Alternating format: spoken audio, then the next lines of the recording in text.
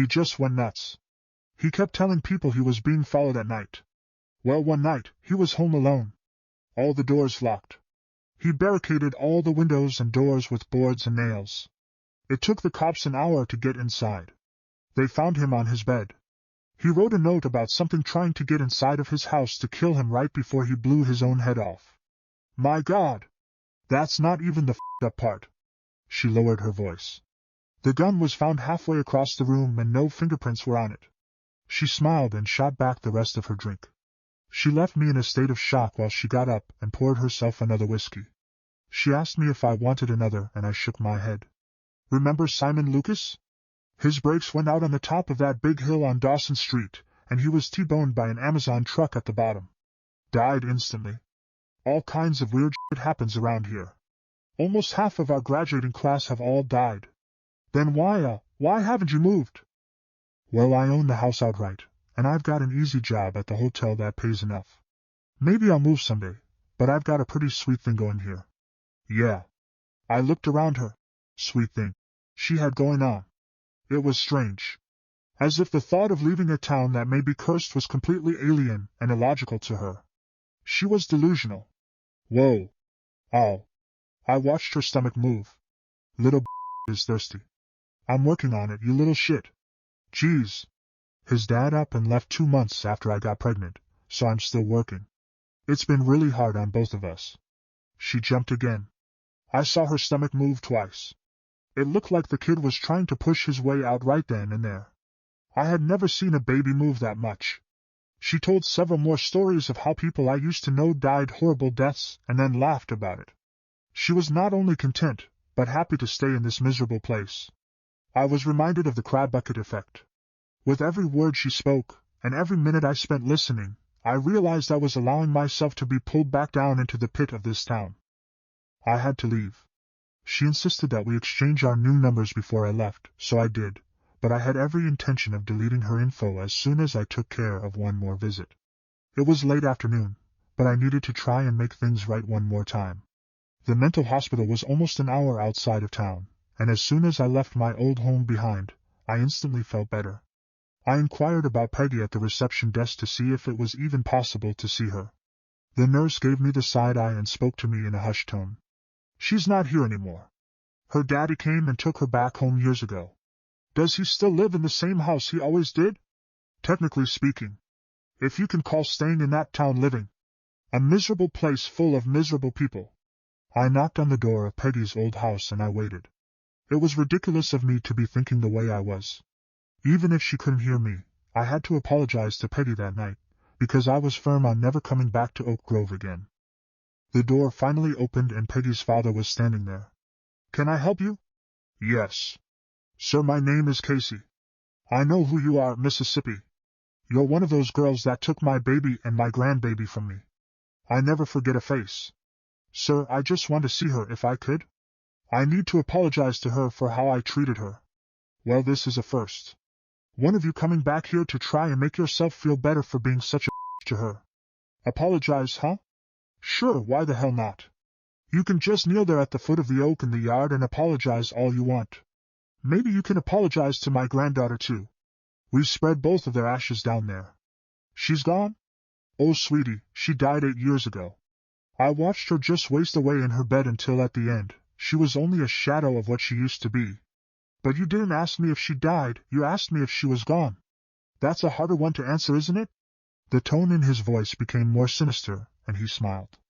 My skin started to crawl. I'm sorry for your loss, and I'm sorry for my part in it. I turned to go back to my car. He grabbed my arm from behind and pulled me around. You were smart enough to get out of town when you did. Much smarter than a lot of other people. If you're being honest with me, I want to give you some advice. Get out of here before she knows you're back.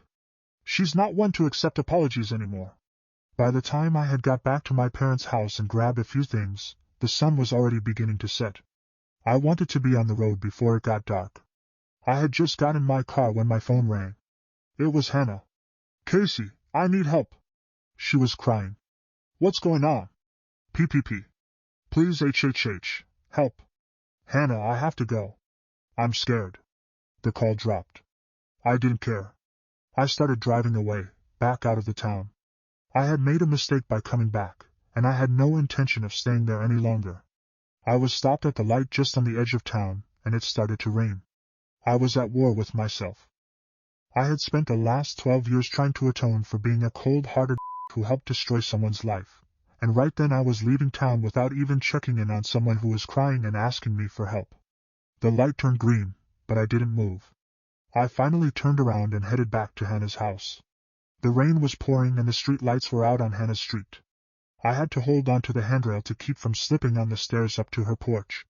Her door was locked, but I could hear Hannah screaming inside. I had to break a window to get in. The smell hit me the second I set foot on her crunchy carpet. A putrid stink of rot that wafted through the house. I ran down the hall and found Hannah writhing on her bathroom floor. Her hair and skin were slicked with sweat. She was only wearing a pair of boxers and her brow. There was a discolored chunky fluid smeared all over the tile, and I realized that her water had broken and she had defecated. "Help me! Casey!" "Oh God, it hurts." I ran to Hannah and tried to keep her still. I put one arm behind her shoulders and held her head up. "I got ya. I'm going to get help. Just hang on." I called 911 on my phone and told them we needed an ambulance. The operator tried to keep me on the phone, but I let it fall to the floor while I tried my best to hold on to Hannah. Her pupils were completely dilated and her pulse was almost beating through her neck. Her stomach was spasming violently, and I could see blood starting to spout her boxers. "Casey. Casey. Please make it stop. They're on their way. You're going to be okay." I held on to her as best as I could, but she started thrashing so wildly and her skin was so slick, I lost my grip on her. She fell out of my arms and the back of her head crunched as it crashed into the tile floor. She stopped moving. "Oh my God! Hannah! Hannah?" Her eyes were closed and I could feel a faint pulse in her neck. Everything was quiet except for the sound of the rain. I reached for my phone, but I stopped when I heard the front door of the house open. "Hello? Is somebody there?" At first there was nothing, but then I heard the sound of quiet laughter. I looked down the dark hallway, but I could only see a small part of the living room and the broken window I had climbed through. "Hello? Hello?" Hannah's stomach started to move again. This time it was moving downward, and blood began to soak the front of her boxers. I could hear the laughter again. I picked up the phone and whispered, "Please hurry. Miss, just stay on the phone with me. They're on their way." "Okay." Something started to move through all of the filth in the front room. A bottle fell over. I heard a glass break. Then I heard a small patter that started to get louder. I saw mice, hundreds of them, running from underneath all of the garbage and out through the window I had broken. Hannah whispered my name, and I looked down at her worn face. "I'm here. CCC. Casey." Another voice came from the front room. It was rough and hoarse. Someone was in there with us. I looked around the bathroom for something to defend myself with, and the only thing I could see was the shower curtain rod. I laid Hannah's head back down and slowly stood up. "Quiet, CCCC. Casey." I ripped the rod from the wall and tore the curtain off of it. The hooks clattered to the tile, and I held the rod like a bat. I waited. The sound of Hannah's ragged breaths echoed in the bathroom, while the pounding of the rain became more intense. I waited and waited and waited. "It hurts. Oh, it hurts." Hannah jumped off of the floor and stood up. Her eyes were wild and her face was twisted in agony. She ran as fast as she could down the hallway toward the front room. "Help me! It's ripping!" Blood ran a bright red down her legs and left a trail down the hallway. She disappeared from view, but I could still hear her screaming as she ran out the front door, and then I heard her fall down her front steps. Then there was nothing but the rain. "Hannah? Hannah?" My heart was pounding. I got up the courage to move forward. With every step, I was convinced that something I didn't want to see was going to come racing down the hall toward me. I eased my way into the front room, but there was no one there. The front door was wide open, and as I walked over to it, I saw Hannah's crumpled body at the foot of the steps. She was already soaked. Everything was dark, so I found the switch by the front door and turned it on. Her porch light flickered and it was dim, but it was just enough light for me to see that Hannah's dead eyes were staring back at me and her mouth was agape. Her neck was crooked and one of her legs was broken. I could hear the siren from the ambulance in the distance. I kept looking around, making sure that no one was anywhere near me. Quiet CCC. Casey. Someone was standing in the darkness across the street. I tightened my grip on the shower rod. Only a shadow of what she used to be. I saw Hannah's body start to move.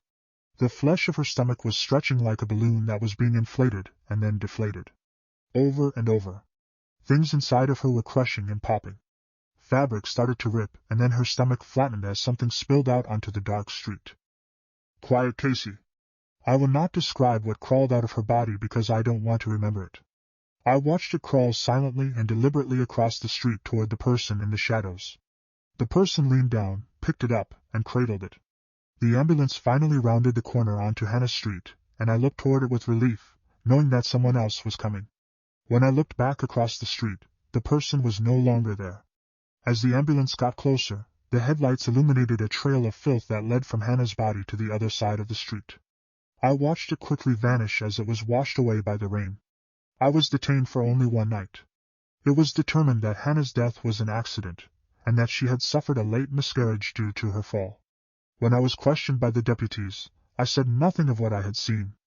I kept hearing that rough voice from the shadow in my head, and for once, I think I did what Peggy wanted me to do. I was quiet Casey one more time. I left the next morning, and I've never gone back. I wrote this because I need people to know what I did. I owe a debt. I'm sorry, Peggy.